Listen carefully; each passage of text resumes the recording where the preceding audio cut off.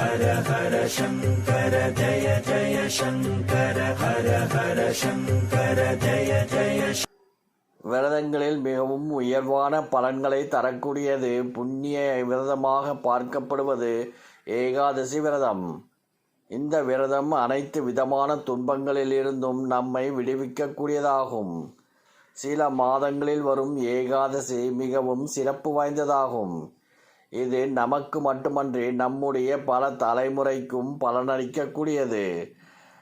தை மாத வளர்பிறையில் வரும் ஜெய ஏகாதசி நமக்கு அளவில்லாத வெற்றிகளை தரக்கூடியதாகும். தடைகள், துன்பங்கள், பாவங்களை நீக்கும் ஆற்றல் படைத்தது இந்த விரதம்.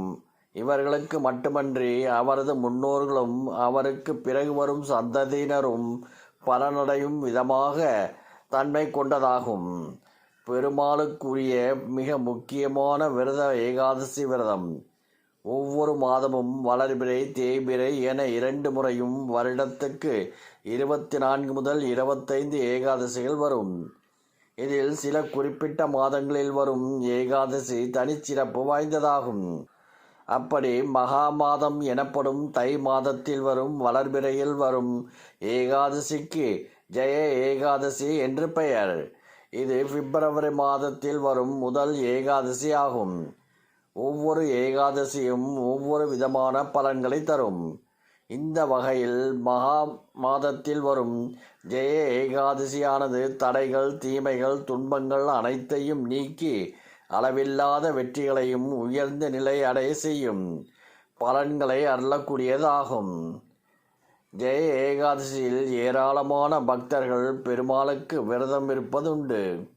இந்த விரதம் நமக்கு மட்டுமல்ல, நம்முடைய பித்ருக்களுக்கும் மிகவும் முக்கியமான ஒன்றாகும்.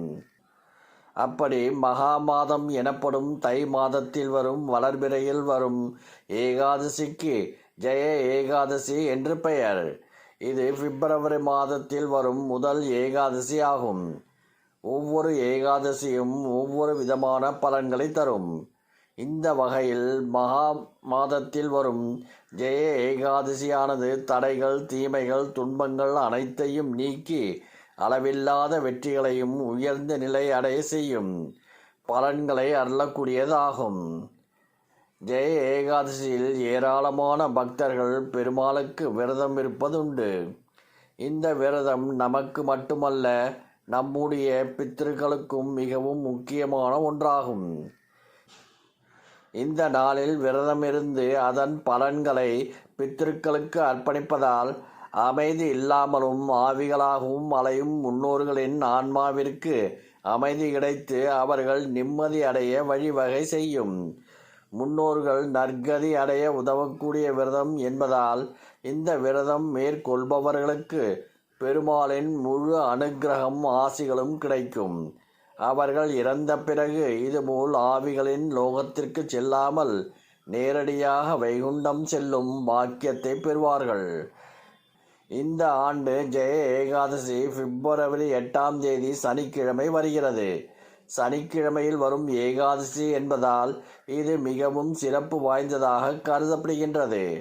பிப்ரவரி 7ஆம் தேதி இரவு 11:27 மணிக்கு துவங்கி பிப்ரவரி 8ஆம் தேதி இரவு 9:55 வரை ஏகாதசி திதி உள்ளது.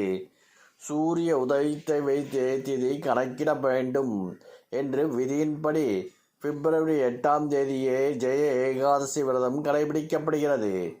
இது சர்வ ஏகாதசி என்பதால் அன்று நாள் முழுவதும் பெருமாளை வழிபட்டு அவரது மந்திரங்களை சொல்லியபடி இருப்பது சிறப்பு. இந்த ஆண்டு மிகவும் சிறப்புடையதாக ஜெய ஏகாதசி நாள் பெருமாளுக்குரிய சனிக்கிழமையில் வருவதுடன் ரவி யோகத்துடன் இணைந்து அமைந்துள்ளது. பிப்ரவரி 8ஆம் தேதி காலை 7:05 முதல் மாலை 6:07 வரை ரவி யோகம் உள்ளது. அதாவது சூரியன் பலம் அதிகரித்து காணப்படும் நாளாகும். இதனால் இந்த நாளில் விரதமிருந்து வழிபட்டால் தீய சக்திகள், தடைகள் அனைத்தும் விலகிவிடும். ஏகாதசி விரதம் இருப்பவர்கள் பிப்ரவரி 8ஆம் தேதி முழுவதும் விரதமிருந்து பிப்ரவரி 9ஆம் தேதி துவாதசி திதி முடிவதற்கு முன் காலையில் பாரணை செய்து விரதத்தை நிறைவு செய்ய வேண்டும். புராணங்களின்படி தை மாத வளர்பிறையில் வரும் ஏகாதசியான ஜெய ஏகாதசி விரதத்தின் மகிமை பற்றி ஸ்ரீகிருஷ்ணர் ஒரு முறை யுதிஷ்டிரனுக்கு விளக்கினார். எவர் ஒருவர் இந்த விரதத்தை கடைபிடிக்கிறார்கள் அவர்கள் மோட்சத்தை அடைவார்கள். பிரம்மஹத்தி தோஷம் உள்ளிட்ட அனைத்து பாவங்களும் நீங்கும்.